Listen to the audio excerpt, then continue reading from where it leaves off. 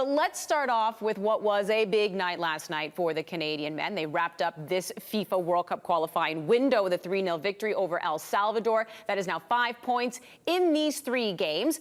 So how is John Herdman feeling?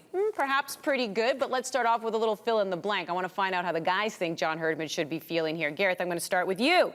Herdman feels blank after these 3 September games. The word I chose was vindicated. Okay.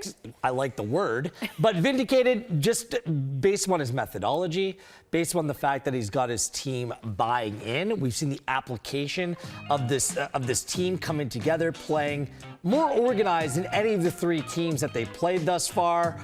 The decision to leave out Arfield at this time, I think he's sitting pretty right now, and he can trust that his approach is working with this group and that this process, I think we've just kind of begun, and there's many more steps to go after this, but I think he's feeling pretty good right now. Joint second place through the first 3 games in World Cup qualifying. Vindicated, that's the word I'll pick. Okay, that's the word you're going with. John Herdman should feel this after September. I think he's feeling calm and pretty much in control of the team as a whole is in control of its own destiny here. You just look at the first few games around the region, Honduras getting beaten heavily by the US last night, Costa Rica not looking all that great, Jamaica really struggling right now. Like, things are looking pretty good for Canada in terms of the performances that the Canadians have turned in through these 3 games to be one of those top 3 teams in CONCACAF. So I think he's feeling pretty settled at the minute that, as Will said, the plan's good, the pieces have been put in place. Now it's just about executing, and they seem fully in charge. And he's feeling like a record setter.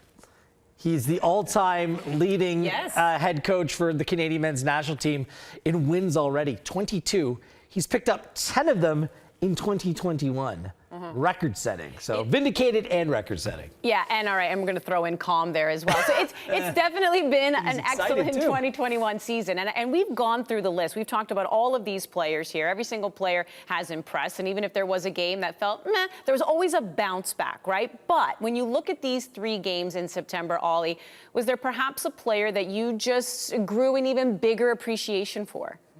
Yeah, I put this question out on Twitter because I wanted to hear a wider response, and Alistair Johnston was the overwhelming answer, and I get that. But the one for me that stood out was Milan Borjan, because that's a player who we were having a little bit of a conversation around after Max Crepeau played so well at the Gold Cup. Who's going to be this team's #1 going forwards? I don't think there was much doubt, though, that he was going to go back to Borjan at least to start with during these World Cup qualifiers, but to bring back Gareth's favorite word again, that's been very much vindicated, right? Like, this guy not only looks like the undisputed #1 goalkeeper, but also a player, as we're seeing from these scenes here, who is a really important figure, a really important leader in terms of the team as a whole, and obviously brings so much experience. So I'm definitely appreciating Milan Borjan, I think, a bit more than maybe I should have been 3 games ago. Yeah, I just want to jump in quickly because he does that after every game, right? Yeah. Win or lose, although they've been doing a lot of winning. I love how he just gathers everybody around, and whatever speech that he gives, whatever pump up, whatever congratulations, whatever let's, get after it, boys, they love that from him. Great leader, too. But it's been a bit of a learning curve for him, or it's taken some time for him to emerge as that leader.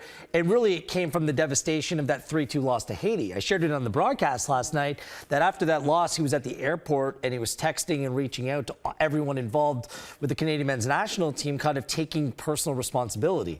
Obviously, he wasn't the only one involved in that, but he took it upon himself to come back as a leader of this group, and he leads by example. And remember, he gave up a soft goal in that first World Cup qualifying game against Bermuda as well. And I still think that people are like, there perhaps is a mistake in this guy. But honestly, that save against Honduras, difference making. He was excellent against the United States as well. So I'm going to have my boy Ollie's back here. I think it's a good pick. Yeah, so a nice turning point as well. That's great how he was feeling after that game. And you can just sense that it was a turning point for him in becoming a leader. But do you have somebody different? Tajon Buchanan. We were all high on him. What I love about him is his bounce back ability. He struggled in that first half against Honduras at home, was pulled off through 45 minutes. He was the player that brought down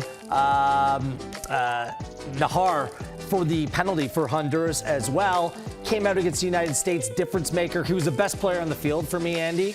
Last night against El Salvador, the goal, the assist on the Jonathan David goal. He was active. He was running at defenders. He took a beating as well. Like, he was hacked. He was brought down so many times, and he just got up and got on with it. I know he picked up the yellow card. It doesn't bother me because the fact remained that it took 2 or 3 players to try to stop him, and they still couldn't stop him. Having Tajon step up when Alfonso Davies wasn't there is just huge for this program. Having another weapon, I think he's actually even better than we thought he was before, if that's actually possible. Yeah, he needed that bounce back himself. Canada needed it from him, and you're right, the composure, so key as well, because stomped on, knee in the face, you name it. But what would you say is the more impressive result? 3-0 victory over El Salvador in what everyone was calling a must-win game, or the draw against the United States? I'm going to go with 3-0. Your third game in 7 days. Again, Davies out of the lineup. Kyle Larin, by the way, didn't play. He scored both of your goals, the hottest player on this Canadian men's national team. And this should have been a difficult game. Hard fought, cagey, tight, but it wasn't. This game was settled after 11 minutes. There was no chance that El Salvador was going to come back.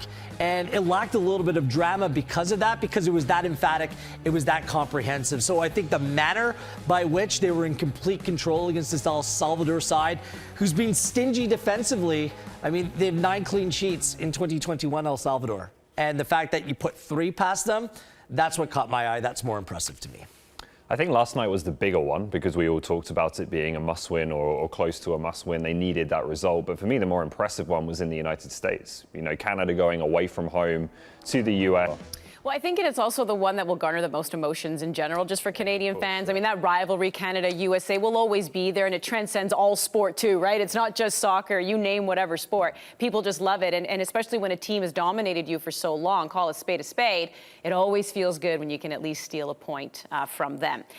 We brought this up on the broadcast yesterday because it was just a couple hours before kickoff, and you had mentioned no Davies in the lineup, and then he shows up on social media. We knew he had gone back to Germany. We know he's dealing with a knee injury, but then he ends up posting this, talking about, you know, you kind of don't know what you got till it's gone type of thing. Did follow up shortly afterwards with a tweet saying the caption was just a caption. Please don't read into it. I don't have any issues with Canada soccer. Nothing but love for my national team. Can't wait to be back in October. Now, we know he had family in attendance there last night, and clearly John Herdman, you know, addressed the fact that he was disappointed he couldn't play in front of family. But do you see this as a big deal, Ollie? I mean, or are you just kind of like, you know what, kid being a kid, still kind of young, forget it? Yeah, I said last night I was a bit disappointed in it. I thought it was at best poorly timed and poorly thought through on Alfonso's part. And yeah, it's a bit of a learning moment from him. Is it a big deal? No. Like, I don't think there's been any big falling out here. I think it was a young guy who was frustrated that he wasn't there, maybe wanted to play, even if he was feeling something, felt he could have played through it. Didn't get the chance to do so because things have to be managed in a certain way here with Bayern and with Herdman making sure that he takes care of his best player. Herdman made that decision, and I think he has every right to make that decision as a coach. And Alfonso in that moment just kind of needs to swallow it and get on with it a bit more. But I don't think it's a big deal. I don't think it's going to have any real lasting impact long term. No, there's going to be absolutely zero impact long term. In fact, it sounds like Alfonso Davies is going to play this weekend against Leipzig for Bayern Munich. I will say this, I can confirm that it did take Canada Soccer by surprise. It took John Herdman by surprise, to the point when it was brought to their attention, they got on a call with Alfonso to say, what's happening? And it sounds like he was just messing around with a friend of his, came off the wrong way, a 20-year-old being a 20-year-old, and there's nothing to it. There's nothing to read into. There's nothing there whatsoever. So, again, I think it's a good teachable moment. This guy has over 4 million followers on Instagram. No Canadian athlete has more people following them than Alfonso Davies. And I think Alfonso kind of, you know, it's a good eye opener. Yep. The impact of what you put out there, even if it might be cryptic or there might not be anything to it, people will always try to read something more into that situation. But there's nothing there. By the way, I can also point out that Alfonso Davies' family were at the game last night against El Salvador. So I don't think that the family would have stayed if there was anything boiling over. Like, they were in attendance last night. That does show you that he was expecting to be on the field, though, I think. He was. The family's flying out to see him, right? So I think he was expecting to be there, and I think he was disappointed not to be there. Whether that post was about that or not, we'll never truly know. I think it probably was. but I just don't think Right, it's but a major deal. the injury, and let's make sure that this is clear as well. The issue that he's been dealing with, they were saying that he's hurt. It was a PCL injury, or he hurt his PCL back with Bayern Munich before he came on Canada duty, and the fact that he pulled up was feeling a little bit with Nashville, just the decision was made that it needed to be managed. But this wasn't something that was picked up while he was on international duty here with Canada. It's just when you come up with a clever caption, you just want to put it out there, and then sometimes you think, maybe I shouldn't have. But you know who's not regretting saying what they had to say about last night's fans? You had some red in attendance.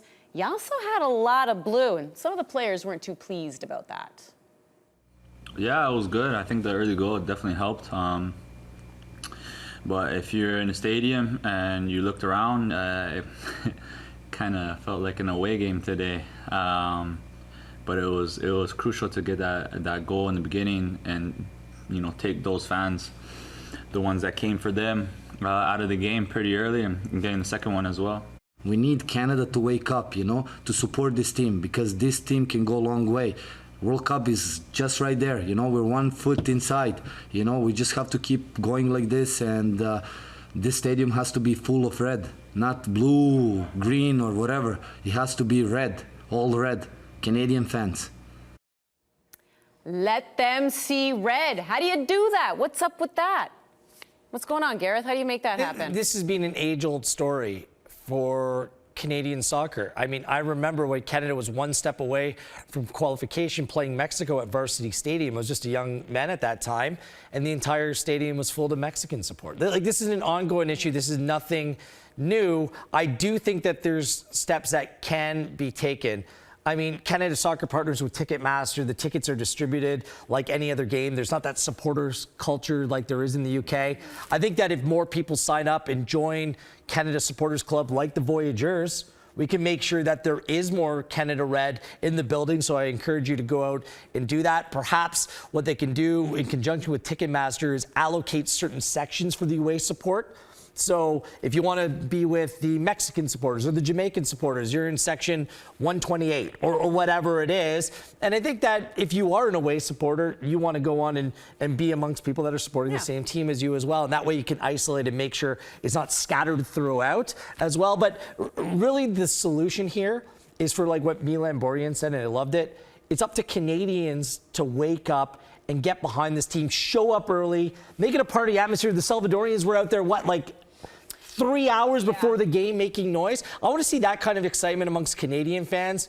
And if those people in this country get that excited about this team, get out there and buy those tickets early and make this a must-see event. Look, I totally understand that over the course of the years, there's been very little to cheer about.